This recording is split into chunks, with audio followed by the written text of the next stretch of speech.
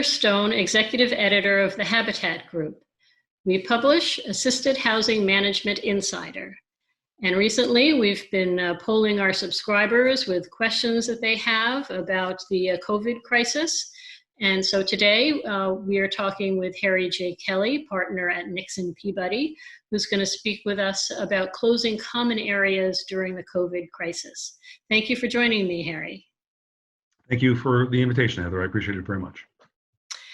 Our question is, can owners close down their offices, community rooms, computer labs, childcare facilities, etc., during this pandemic? Well, I think the answer, Heather, is yes, probably, and maybe, in that order. I think what might be useful might be to break down the kind of spaces that you just talked about into different kinds, because I think if you do that, it makes it a little bit clearer what an owner can and should do in a situation like this.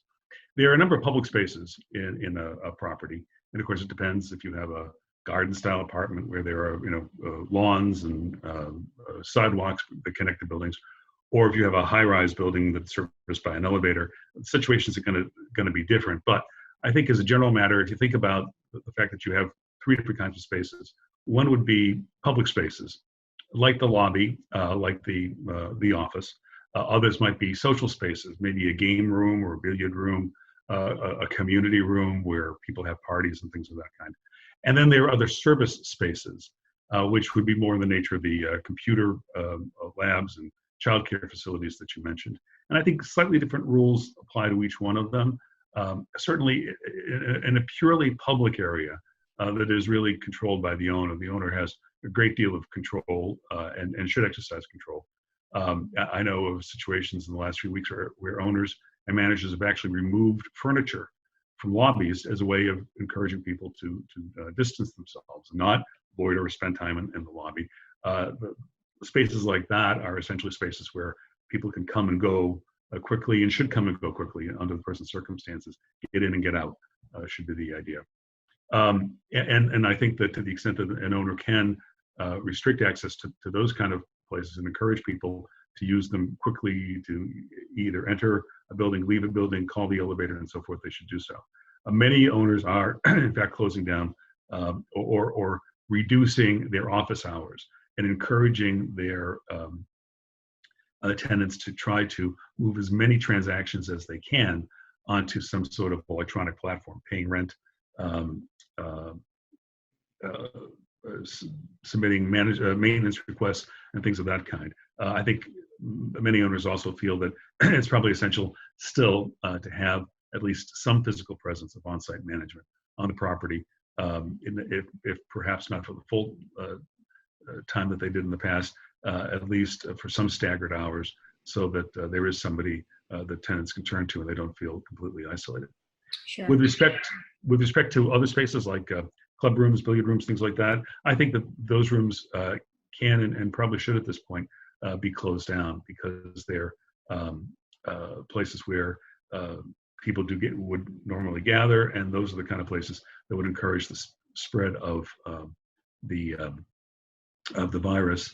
And quite frankly, I think a lot of people may even want to avoid those rooms at the present time. But I think the owner should be looking to reduce access to places and close them if possible. With respect to other service spaces like computer labs and daycare facilities and so forth, again, this is an opportunity to think hard about what the governmental advice is. Most Americans now at least are operating under some sort of stay-at-home rule, or rule that limits the number of people who can gather in a specific place. And I think places like computer labs, daycare facilities are subject to these rules as well. And they give owners a good reason, again, to close those kind of facilities. Now, I think you do need to take a look in the case of something like a daycare facility. You need to figure out, what is your legal obligation? Is it in your lease that you're going to provide those services? Do you have some sort of operating agreement with a third party that typically provides those services?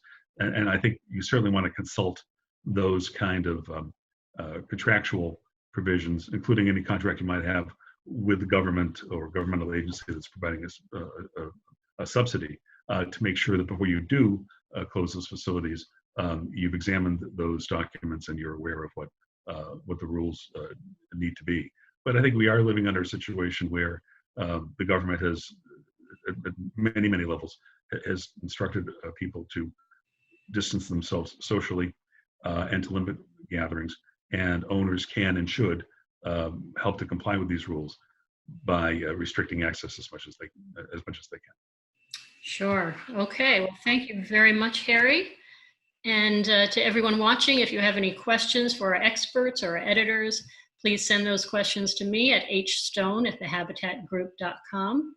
And thank you for watching. And thank you again, Harry, for joining us. My pleasure. Thank you.